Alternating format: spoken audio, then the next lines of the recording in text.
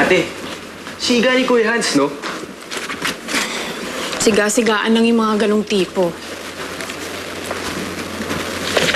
Pero sabi niyo sa akin, tutulungan niyong balikan yung mga Silvestre. Asan nga pala yung baril ni Papa? Hoy, tumigil ka dyan, ha? Hindi tayo katulad ng mga Silvestre. Batas ang gagamitin natin para gumante. Batas din ang ginamit ni Papa. Asan na siya ngayon? Naisahan lang siya. Ako hindi ako papaisa. Papasa ako ng bar exam. At kapag naging abogado na ako, tsaka ako kikilos.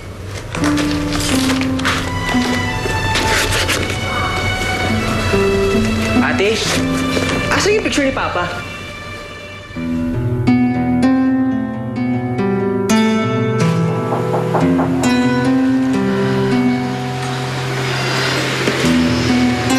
Ma?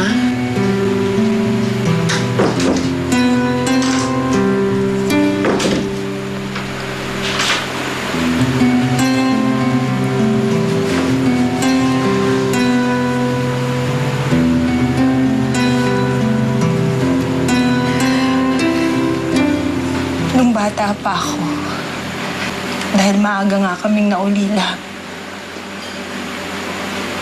pinaglilipat-lipat kami sa mga kamag-anak namin para may mag-alaga sa amin. Tuwing malalaman ko na ililipat ako ng bahay, umiiyak ako gabi-gabi dahil natatakot ako.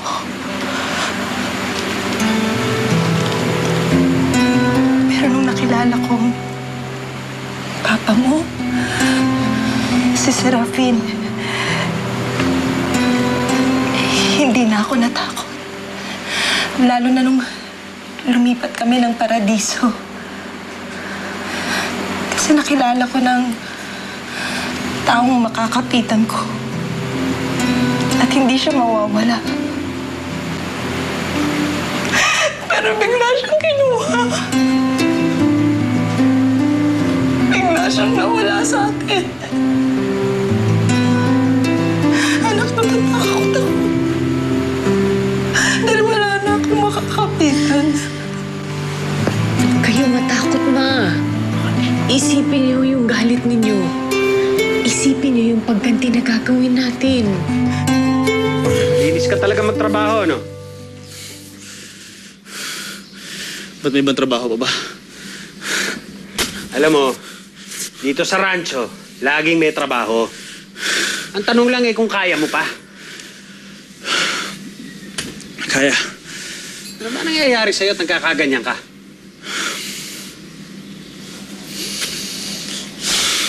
May gusto lang ako makalimutan eh. Kaya kung may papagawa ko pang trabaho, kahit ano gagawin ko. Iniiwan ka nga pala ng syota mo. Alam mo, hindi trabaho ang solusyon dyan sa problema mo. Papatay mo lang ang sarili mo rito sa kakatrabaho. Pero hanggat hindi mo nakakalimutan yung syota mo, eh ganun pa rin. Pumunta ka sa baryo, maghanap ka ng babae. Yung laki sa hirap, mahilig sa lupa, yung kagaya mo. Yun ang bagay sa'yo. Martin! Martin! Martin! Ay, demonyo! Ay! Sir Bart! Martin, nandiyan na po ang hari at reyna natin. Pinapatawag po ang lahat ng taga-rancho.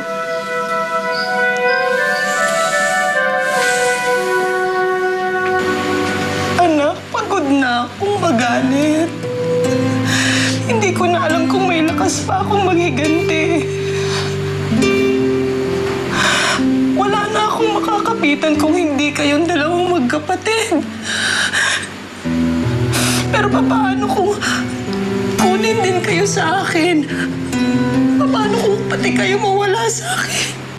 Hindi ko kakayanin. Sabi mo pa sa akin, babalik tayo ng paradiso? Hindi na tayo babalik doon. Delikado. Hindi na tayo babalik sa ransyong yun. Hindi na.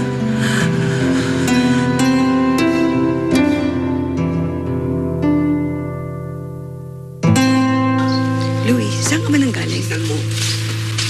Dito na pala si Loverboy. Siguro iniwan ng girlfriend niya. Louie, tama na yan.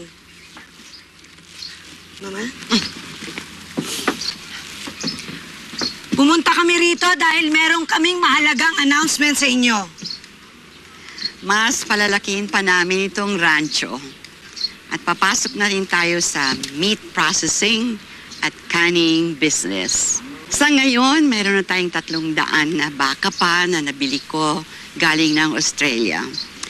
At nagdagdag pa ako ng mga inahin at mga toro para lalong dumami at gumanda ang mga baka natin.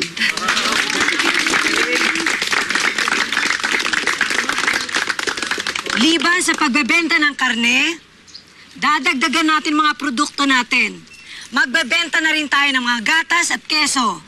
At para to sa inyong lahat, para umunlad pa ang paradiso.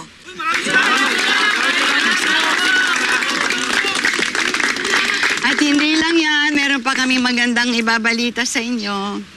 Bilang ganting pala namin sa inyong lahat, kami ay pipili ng mga tauhan na magsasana. Iti-training namin para sila'y maging mamumuno dito sa rancho.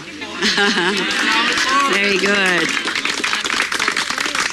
Mamimili kami ng pinakamagaling sa inyo. Pag magaling, kailangan may dagdag na sweldo. Ito'y pag-aaralin at pagsasanayin. So, Mara, sige na. Mamili ka na. Mama, nakapili na po ako. Meron na. Ang ating pong rodeo champion. Magaling sa hayop, masipag magtrabaho, mahusay. Si Martin. Teka, ma, hindi ako makakapayag. Si Martin na naman pipiliin mo. Hindi naman siya taga dito sa rancho, hindi siya nagtatrabaho dito. So hindi siya po pwede.